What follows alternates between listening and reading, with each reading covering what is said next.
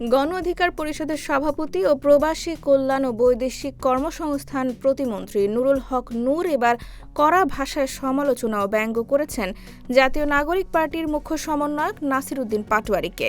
এক বিশেষ সাক্ষাৎকারে তিনি দাবি করেন, বিশ্ববিদ্যালয় জীবনে নাসির উদ্দিন পাটোয়ারীকে কোনো আন্দোলন, সংগ্রাম বা মিছিল মিটিংয়ে দেখা যায়নি। ব্যঙ্গ করে তিনি বলেন, এখন এমনভাবে উপস্থাপন করা হচ্ছে যেন তিনি জাতীয় নেতা শেখ মুজিব।